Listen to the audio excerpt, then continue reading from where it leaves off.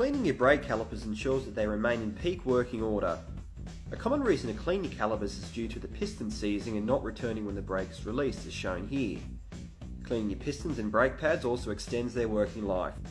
Tools you'll need are both 1500 and 800 wet and dry sandpaper, wrenches and sockets, brake piston removal tool, brake fluid, and brake cleaner. Begin by removing the brake pads. You'll need to remove a pin or pins that hold the pads in place before extracting them and the anti-rattle shim. Pausing here, you have two choices. If you don't want to disconnect the caliper from the brake hose, that's fine.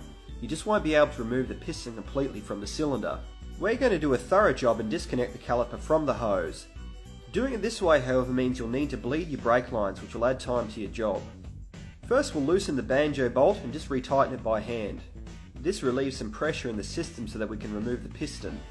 To remove the piston, you'll need a piston extracting tool.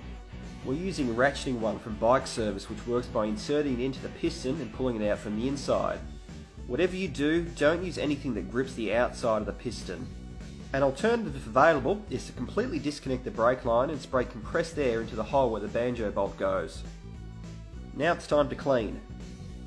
Ensure you only use proper brake cleaner for this job. Spray your parts and scrub. A metal brush is okay on the caliper and any brackets, but keep it well away from the piston and the cylinder as it could easily score the metal or the seals. If in doubt, just use an old toothbrush. For the piston, you can use 1500 wet and dry paper to clean it off.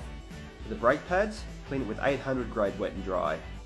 Make sure you clean the backs and, very importantly, the sides of the pads too. Next, apply some copper grease to the backs of the pads and the pad pin. If you can't find copper grease, use a specially formulated grease for brakes that can withstand high temperatures and is waterproof. Now reassemble the caliper.